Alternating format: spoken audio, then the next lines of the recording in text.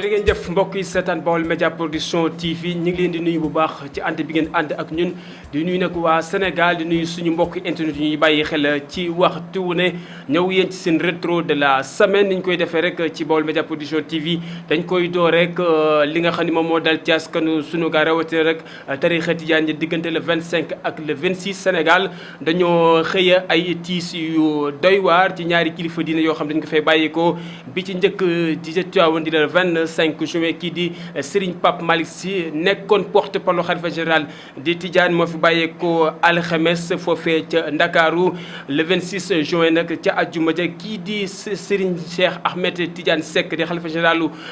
Thiénaba moom it moo fi bàyyeekoo di ñaari tiis yoo xam dafa dal ci askanu sunu gaal loolee nañ ci ñëw ca kanam ci ata gekk faram fàcce gi ay témoignages yoo xam ne ñeen ci ay taalibe ki kilifa yëkkat nañ ko jëmale ko ci ñaari kilifa diina yooyu wax ci point Covid 19 kii di monsieur Sitondu nekk médecin chef district sanitaire bu Xombol def na benn point Covid 19 jëmale ko ci feebar bi la di mbas mile loolu mooy li nga xam ne moo gën a fës ci bopp xibaar rétro de la semaine ginnaaw bàkk bi ñëw ni ci attaque faram fàcce gi. ginnaaw bàkk bi rek ni leen koy waxoon sànq ci bopp xibaari rétro de la semaine doore ko tiis wi dal ci askanu sunu gaal diggante 25 ak 26 juin ci ñaari kilifa diine yi nga xam ne dañu fee bàyyeekoo bi ci njëkk di Serigne Pape Malick Sy nekkoon porte-parole xalifa général de Tidiane mu Serigne Babacar Sy Mansour moom mi nga xam ne fi bàyyeekoo alxames ci foofee ca Ndakaaru ñu yóbbu ko nag ca Tiwaawan mbooloo mu bari takk woon teewoon fa fekk li nga xam ne moom mooy denc bi denc kilifa gu mag gi ñenn ci askan wi yëkkat nañ fa ay témoins bi ci njëkk mooy kii di monsieur Massamba Diagne yi nekk adjoint au maire dañ koy teewlu. xanaa di am tristesse di am vraiment xol bu fees ndax ki ñu ñàkk tey ki Tiwaawan ñàkk wala sax ki àdduna bi ñàkk nekk na nit koo xamante ni ku multidimensionnel la woon sëñ Pape Malick bu musaan di wax ñëpp a koy déglu mu nekk nit koo xamante ni yàlla mayoon na ko mu mën a àgg ci xolu doomu aadama yi moo tax tey demam gi bett na Tiwaawan gi yëpp bett na àdduna bi yëpp ndax kenn xalaatu ko woon wax dëgg yàlla tey jii xol yi fees na am na ci loo xamante ni lépp sax kenn mënu ko wax waaye ñu ngi leen di seedeel ni daal umma islamique ñàkk na koo xamante ni ku am solo la ci pilier l'islam li ñuy tuddee kenn l'islam yi tey jii am na koo xamante ni tey jii dëddu nañu waaye nag yàlla moom loolu lu ko soob rek lay def ndax moom moo ñu fi indi te heure bu soxlaa rek da koy jël kon ñu ngi dellu di wax inna lillahi wa inna ilayhi rajiun di jaare mbokk yëpp di jaare adduna bi yëpp di ñaan yàlla yal na ko yàlla xare àjjana waaye yàlla taas ñu ci barkeem ci daraja yonent bi sallallahu alayhi wa sallam jërëjëf. mu doon kàddu yi monsieur Massamba Diagne ca la ñuy desandi ca Tiwaawan ba léegi nag am na ñeneen ñoo xam ni ay taalibe lañu teewoon nañu foofee fa nga xam ne fa la ñuy waajale kii Serigne Pape Malick Sy ñoom it yëkkat ñoom ay témoignages yu am solo jëmale ko ci mbir moomu la. waaw man maay Moustapha Mboup bu sëñ Babacar Sy di responsable moral fédération internationale Al Malikia. sëñ Moustapha bi Sénégal tey ñu xëy yeewu tiis ak naqar boo xam ne ñoo daj ci Sénégal yëpp rawatina tarixa tijaan ya lan nga yëg bi nga dalee ci tiis mel nii. waa xam nga wax nga ko léegi naqar bi ñun ñëpp ñoo ci bokk yam ak tiis wi am na koo xam ne bu ñu la ko tàggee loo dëgër di nga yëngu loolu moo ñu dal li dal ñëpp moo ñu dal bi ñu ko yéegee métti na trop diis na tiis na métti na ñu ngi jéggulu yàlla nag ndax jàng nañ ba dañ réer Seydi Hadj Malick yar nañu waaye teewul nag métti na diis na tiis na tabaarakallaahu. ban témoignage ngay wax ci ki nga xam mooy Serigne Pape Malick Sy. xanaa nit ku mat waaw mat nag yombul waaye nit ku mat nit ku woyof ku yaatu ku am cër yàlla yëpp boole ko wàccee boppam tabaarakallaahu Serigne Pape Malick. lépp loo xam ne si njabootu Serigne Babacar rek dana ci am bu ñu ko amee dana ci sant yàlla rek waaw ndax yàlla moom lu mu xas def rek. boo dee nit ku baax rek da nga koy gëm xam ne lii yàlla moo ko dogal nga nangu ko nangu yàlla nag boo ko nanguwul itam da ngay sonal bopp rek nangu ko dogal yàlla boo ko nangoo rek c'est lépp day yomb yeneen yàlla jégal ñun ñu ko jógee ba Dakar ñu ngi ñëw fii ndax yàlla sëñ bi suñu xaar la woon nag. ba tey ci foofee la ñuy desandi rek kii di oustaz Abdou Faye Abdoulaye Faye fii ci diwaanu Touba Refane nekk maire honoré di kilifa diine moom it yëkkati na ay kaddu jëmbale ci ki nga xam ne moom mooy Pape Malick Sy nekk porte parole xalifa général des Tidianes dañuy teewlu oustaz Abdoulaye Faye maire honoré bu Touba Refane mu yëkkati ci ay kaddu. nu bëgg a am ay kaddu yu ñu sànni jëmmale ko ci jëm ju baax maanaam ay jëm yu baax boog yoo xam ne yàlla da leen a boole loo xam ne yàgg nañu koo bëgg muy wa tilka layaamu nudawilu bayna naasi sunu borom nee na moom bés yi maa koy wendeel bés bu ñëw ak la mu war a àndal ñu jëlee ko ci suñu kilifa xam ne dafa wàcc ab liggéey comme ni ñu koy waxee waaye dafa delluwaat ci yàlla moo tax ñu jiital inna lillahi wa inna ilayhi raji'una ki ñu jëkk a jox ak témoignage wax ci tuuti ci li ñu xam ci moom mooy sunu baay Papa Malick Sy mu maam Babacar Sy ak yaay Astu Kan di rakki baay Cheikh Ahmad Tidiane ak baay Abdullahi Sy yàlla dogal mu yoroon baatu Tiwaawan yàlla dogal mu wàcc ba léegi ci Tiwaawan nuy seede ne jëmma ngoo joo xam ne saa boo ko gisee bëgg ko soo waxtaanee ak moom sopp ko bu ngeen bokkoo yendu nga def ko xarit waaye mu féete la foo xam ne kenn mënu la faa féete ku dul moom yar bu mat sekk xam-xam bu rafet lool bëgg ay bokkam lool nangoo jëf lool nangoo bëggal doomu aadama lool loolu ko yow la bindi woon mu doon kaddu yi ki nga xam ni mooy oustaz Abdoulaye Faye ci loolu la ñuy desandi biñ jógee nag foofee ca diwaanu Tiwaawan dañuy àkki ji rek ba ci diwaanu Thiénaba xalifa général Thiénaba di Serigne Cheikh Ahmed Tidiane Seck moom it moo fi bàyyeekoo le 26 juin di ñaari tiis yi nga xam ne moom moo dal ci askanu Sénégal foofee tamit mbooloo mu takkoo teewoo nañ fa ci ay taalibe ak ay soppe doon gunge ki nga xam ne moom mooy Serigne Cheikh Ahmed Tidiane Seck ba tey jii oustaz Abdou Faye moom it di suwaat na ci ay témoignages jëmale ko ci kilifa gi nga xam ne moom mooy Serigne Cheikh Ahmed Tidiane Seck nekkoon xalifa généralu Thiénaba dañuy teeluwal kaddu oustaz Abdoulaye Faye. noo ngi santaat sunu boroom ci won gi mu nu won boppam te nun doomu Adama ak jinne du nu gën dañ mukk yàlla di nu won boppam ci lu rëy lu rëy lii nga xam ne moom rek moo nu ko mën a teg mun nu nangu ko muy jël jëm ju toll nii Baay Cheikh Tidiane radiyallahu anhu ni kon xalifa maam Amari Ndag Seck ni kon borom alquran kooku moom la yàlla jël muy jëm joo xam ne boo ko seetee taar ba ngay jëkk a xam waaye dal ga ak yaatu ga waaye xam turu yàlla muy alquran loolu yàlla def ko jaglee doon kooku nag moom la yàlla jël tey mu indi weetaay bu mag ci nun kii toog muy Sëñ Abdou yal na ko yàlla teeñal waaye wax na ni ci ne ba ñàkkut ummatul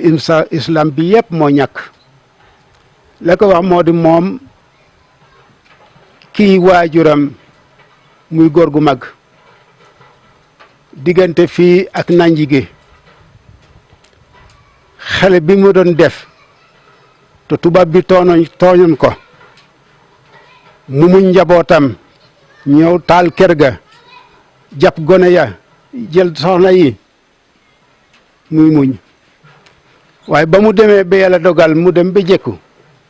da wax ne santat naa sa borom bu baax a baax a baax ci xiiwal gu mag gii mu ma defal nga xam ne dinaa señ foo xam ne kenn ab tubaab du fa ñëw te bu ñëw du fa yàq waaye ma def ko sunu borom rek tax rasulullah sallallahu alayhi wasallam tax kooku moom mooy maam Amari Ndag Seck muy góor gu mag kii ko wuutu woon muy Baay Cheikh Tidiane sel baax tabe mën a jubale waaye di dimlee jirim yi waaye di dimli sax ku mu xamut fab alalam di ko joxe rek di lay jox ba nga bégg mu ne ndax kontaan nga ne waaw mu mébat lu ëpp loola jox la kooku ma Baye Cheikh Ahmed Tidiane. mu doon kàddu oustaz Abdoulaye Faye ci ñaari kilifa yooyu nga xam ni ñoo fi bàyyeekoo kii di tamit xalifa général des Mourides moom it yabaloon na délégation ba am solo ku ci mel ni Serigne Bass Abdou Khadre ak Serigne Abdoulaat Gaynde Fatma ñu demoon foofee ci diwaanu Tivaouane ak Thiénaba fekkee li nga xam ni moom mooy lii di denc bi ñuy denc kilifa diine yi nga xam ñoo fi bàyyeekoo foofee ci diwaanu Thiénaba ak lii di Tivaouane. Dañuy wax ci leneen muy ci point Covid 19 depuis 5 mars ba léegi nii gën a lëmbee askanu sunu gaal kii di monsieur Sitor Ndour nekk médecin chef district sanitaire bu Xombol defoon na benn point de presse jëmale ko ci li nga xam ne moom mooy Covid 19 bi ni muy doxee jamono ji ak li ci xew fii ci district sanitaire bu Xombol dañ koy daal di bàyyi rek ci point de presse bi nga xam ne amaloon na ko foofee district sanitaire bu Xombol dañ koy teewlu. Donc pour situation tey bi. bi affaire bi tàmbalee ba tey district def na 307 prélèvements maanaam ñetti téeméer ak juróom-ñaari prélèvement mooy koo xamante ne dafa ñëw nga njort ni moom dafa am feebar bi nga defal ko test après di xaar résultat yi wala boog nga def test ba pare ñi nga xamante ne ñooy nekk ak nit ki nga war a xool ba xam ndax ñoom am nañ ko wala amuñu ko lu ñuy wax cas contact donc bi ñu xoolee contact yi ak ñi nga xamante ne de cas suspect la ñetti téeméer ak juróom-ñaari nit la 307 personnes ci ñooñu 26 personnes ñoo ci positif mu ñaar fukk ak juróom-benn ñoo positif am na aussi ci ñi positif am na ci ñaar ñoo xam ne malheureusement ñàkk nañ ci seen bakkan kenn ki dañ def test bi laataa test bi génn laataa résultat yi génn mu décédé mu gaañu keneen ki dafa ñëw malheureusement gaañu de corps sans vie la ñu indi loolu tey jii. am na aussi fanweer ak ñaari test 32 tests yoo xam ne envoyé nañ ko prélèvement yu ñu envoyé te gënagul. mu doon kàddu yi kii di monsieur Sitor Ndour wax ci njàng meek njàngale mi ni muy doxee jamono ji la ginnaaw bi ñu ubbee école yi le 25 juin am na ci yenn école yoo xam ne foofee ci sud du pays taw ba dafa bari lu ci mel ni diwaanu Casamance ba léegi nii ñoom seen l'école demagun ca ndax ndox mu bare mu fi doon taw ba indi ci ay yàqu-yàqu ba tey tamit ci njàng meek njàngale mi école yi bi ñu ko ubbee nag ñenn ci yenn élèves yi demagun fi nga xam ne moom mooy ca l'école ba rek dañu daal di xool fan la wànne di mujjee bi tam ndax examen yi nañ ko yeggale waaw wala déet ginnaaw buñ ci nemmeekul yenn ci ay cas ci li nga xam ne moom mooy Covid 19 ginnaaw bi ñu ko tëjee ba tijjiwaale ci njàng meek njàngale mi dañuy daal di seeti ki nga xam ne moom mooy monsieur Ahmed Dieye nekkoon invité li ma yitteel ci Baol Média Production TV nekk njiitu mouvement Touba Toul ma fierté nekk ca domaine dëkk foofee ci diwaan Touba Toul seqoon nañu waxtaan wu am solo mu jëmale ko ci wàllu suuf ak ndox ak courant foofee ca diwaan Touba Toul dañuy teewlu kàddu monsieur Ahmed Dieye. am la problème yi nga wax nag au niveau des communes problème yu am la problème mu suuf pratiquement communes yi yëpp dañ ko am. D'ailleurs le président de la République ñu ngi koy nuyu au passage di ko jox wàccuwaayam wax na ca fan yële passé ne moom ci requêtes yi muy jot yu ci ëpp ci wàllu suuf lay doon c'est normal parce que population bi dañuy màgg population yi ñu ngi kii mais daal li ci gën a am solo mooy ñi nga xam ne ñoom ñoo yore gestion bi surtout au niveau local au niveau des communes vraiment ñu ngi ñaax autorités yi pour que ñu am ci taxawaay bu rafet a rafet parce que tamit suuf nekk na loo xamante ne mën na indi ay soulèvement populaire maintenant ci problème mu ndox mi au niveau du Baol dafa nekk problème boo xamante ne en tout cas pour les régions de Thiès et de Diourbel dafa am benn entreprise canadienne bu ñu ko jox bu tudd Aquatec gestion am vraiment du man maa ko wax population yi ñoom ñoo wax ne c'est une gestion boo xam ne ni vraiment gënalu leen arrangé wu leen moo tax ñu ngi ñaan le président de la République ak les autorités de ce pays ñu dimbali ñu ci loolu pour que ñu xool solution yuñ ko mën a defee ñun daal vraiment ñun au niveau de Touba Toul ñun sunu mouvement ak yeneen population yëpp li ñu bëgg mooy Aquatech na dem.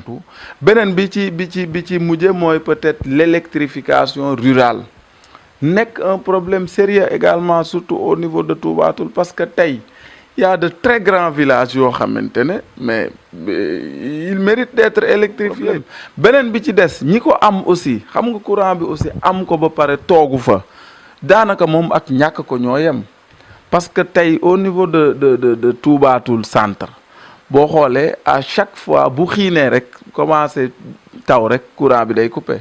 donc yooyu te pourtant Dakar day taw Thiès day taw mais buy taw en tout cas en longueur de journée tamit courant bi day toog donc yooyu également dafa mérité ñu renforcer infrastructure électrique yi pour que vraiment buy taw ñu mën a am courant. mu doon kàddu yi monsieur Ahmed Dieye wax tamit leneen ci mbirum Covid 19 kii di président Macky Sall mi nga xam ne njort nañ dafa laale woon ak kenn ko amee feebar bii di jàngoroy coronavirus bañ a mettre woon en quarantaine jamono jile biñ ko testé nag mu daal di négatif moom président dafa continuer daal di quatorzaine boppam sax wala quarantaine ni ñu koy waxee saa su ne moom mi di président Macky Sall mi def boppam lii di quarantaine muy la nga xam ne day lu xibaar boo xam ne dañ ko jot rek ci ñenn ci suñuy naataango wax ci leneen kii di journaliste bi di Cheikh Yérim Seck moom justice da koy toppee tuuma la dal ci ko mooy dafa seqoon ak benn xale bu jigéen buy wuyoo ci turu Ngone Thiam nekk ab commerçant toll ci 20 at ak juróom-ñeent ñu seqoon ñoom it ay relation ba daal ci ëmb daal ci soso kii di Cheikh Yérim moom ñuy tuumaal ci lu mel noone bi ko yoon wooloo nag nee na moom joxul ndaw si lii di 200000 ngir mu yàq ëmb bi sa kii infirmier bi nga xam ne moom mooy Yaya Sow ñu ngi ko ciy tuumal moom it ni mooy infirmier bi nga xam ne moo doon yàq lii di ëmbëpp soxna si di Ngone Thiam nekk commerçant bi seq nag Cheikh Yérim Seck ay détails ba ëmb sos Cheikh Yérim nag bi ko yoon wooloo moom tegg na tuuma yooyu ndax nee na joxu ko 200000 ngir mu yàq lii di ëmb bi da koo jox 200000 ngir mu fay ci location bi nga xam ne soxna sos si daf koo ameloon. mbokk yi seetaan Baol Média Production TV lii mooy li gën a fës ci rétro de la semaine bi leen indiloon sur la Baol Média Production TV di jaajëfal nag bu baax a baax ñi nga xam ñoom la ñu àndaloon dem foofee ca diwaanu Tiwaawan jaajëfal bu baax a baax suñu mbokki internet yi di remercier nag bu baax Alaaji Bay ñi ngeen mi àndoon ak man ci liggéey bu am solo boobee caméra El Hadj Faye lumière kii nga xam ne mooy Alaaji Bay ñi assistant kii nga xam ne moom mooy